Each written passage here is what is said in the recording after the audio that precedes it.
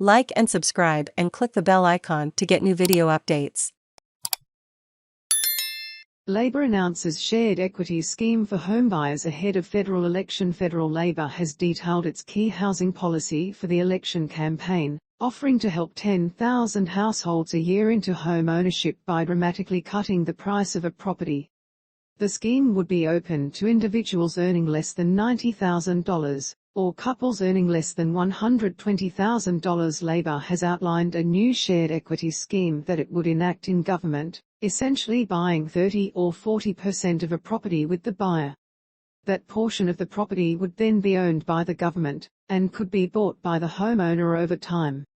Labor estimates that it could cut the cost of a new home by up to $380,000 for some buyers in the most expensive markets, and reduce the burden of mortgage repayments. Both Labor and the coalition have faced questions throughout the campaign about how they will address housing affordability, and the rising cost of living is expected to be a central theme at Labor's campaign launch in Perth today. Sharing the cost of a new home. According to Labor, 10,000 spots would initially be made available in the scheme that would be open to people earning less than $90,000 as an individual, or $120,000 as a couple. The scheme would not be restricted to first home buyers. Instead, it would be available for anyone who does not currently own a property. Under the proposed scheme, those buying a property could have the government cover 40% of a new home, or 30% of an existing home. The buyer would be left to purchase the remainder of the property, with a minimum deposit of 2%, and would not be required to pay lender's mortgage insurance. Once the property is bought, the owner would have the option to start buying more of the property from the government, or could simply leave the shared ownership structure in place. However, the owner would have to live in the property for 2 years, and, if an owner's income increased, they would be required to start purchasing more of the property. Labor says the scheme would cost $329 million over 4 years, but would also generate revenue of its own. When a property was sold, the government would take its portion of whatever capital gains have been made. Tight price caps in place. The scheme would not be available for just any property, with price caps in place for every state and territory. A cap of $950,000 would be set for Sydney and major regional centres in New South Wales, and $850,000 for Melbourne and major Victorian regional centres.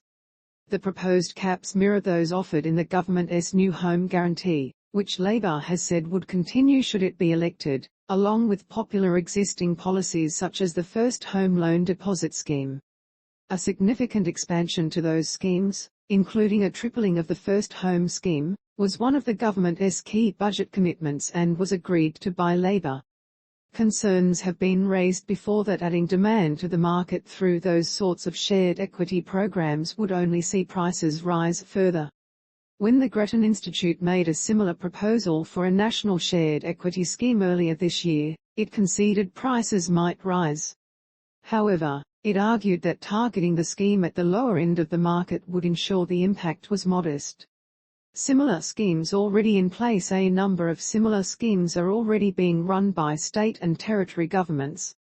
Victoria's Homebuyer Fund offers to help with 25% of a property, and has more generous income thresholds as well. In Western Australia, the Keystart program does something similar, but with tighter income thresholds.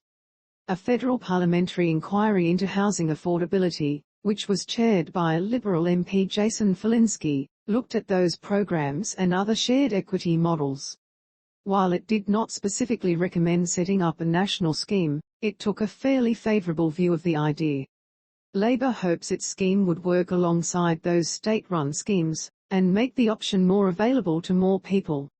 Its latest announcement is in addition to Labor's existing housing policy, which involves setting up a $10 billion Housing Australia Future Fund used to build 30,000 social and affordable homes over 5 years.